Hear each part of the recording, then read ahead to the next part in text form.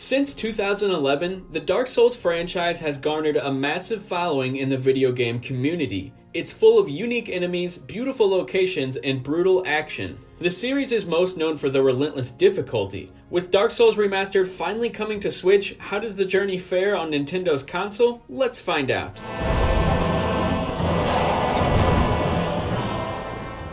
Dark Souls Remastered is a wonderful game that newcomers can experience for the first time and existing fans can revisit. As someone who has played through the game a handful of times, Dark Souls Remastered was a trip of nostalgia. Before starting, you'll create your character. There's a wide variety of options on display, from a melee character like a warrior to a magic-based character like the pyromancer. And let's not forget about the thief who can access locked doors. There's different class types that cater to your style of play. Dark Souls Remastered contains lush environments full of life, but also despair. Creatures roam around, usually with the intent to kill you on sight. While there are some friendly NPCs scattered throughout, nothing is what it seems. Some chests can lead to great riches, while others can bring certain death. I want one thing to be very clear. Dark Souls is not a game for everyone. It doesn't hold your hand at all. Death is imminent, and the game over screen can be found around almost any corner. Normal enemies pose a threat in groups, and boss battles usually happen against massive beasts that will likely kill you multiple times before you're able to progress. There's a strategy to defeat every enemy, and once you figure it out, Dark Souls becomes the more manageable experience. Unfortunately, enemies are the least of your issues. The environments are hazardous as well. From dodging obstacles to jumping across ledges,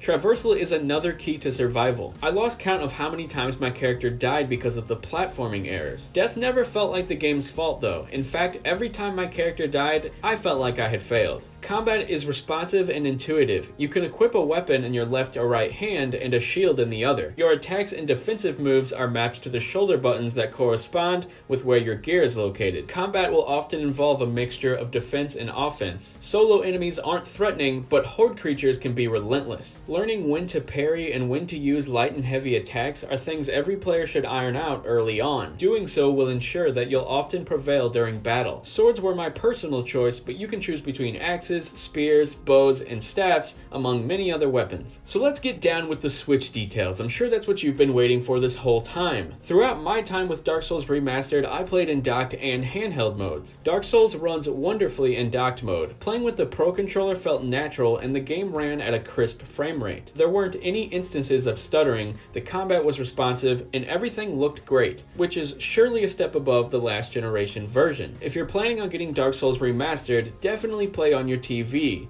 The handheld mode is serviceable, but the quality doesn't really hold up. It ran clunkier and the brightness was an issue. For example, when playing on my TV, everything was looking clear with the brightness set to 5. When playing on handheld mode, the brightness needed to be turned up to 8 or 10 for me to see what was going on. Another downside to playing Dark Souls in handheld mode is that the Joy-Con often don't complement the fast-paced strategic nature of the gameplay. I personally found myself having difficulty using the Joy-Con because of the smaller buttons, and the size of the shoulder buttons also made it a tougher experience. Dark Souls is not unplayable in handheld mode, but it is a lot tougher to enjoy. As I was saying though, visually the game looks great. Vibrant graphics from the remastered improvements are noticeable. There's a crisper look, the cutscenes look great, and when playing on the TV, some visuals are stellar. And not to mention, the audio is excellent. And as I'm sure some of you know, the musical score during boss battles is among some of the very best in the entire gaming industry. There isn't much music outside of the boss battles, so wandering around is a tense experience. You never really know what's around the corner, and that really adds to the immersion.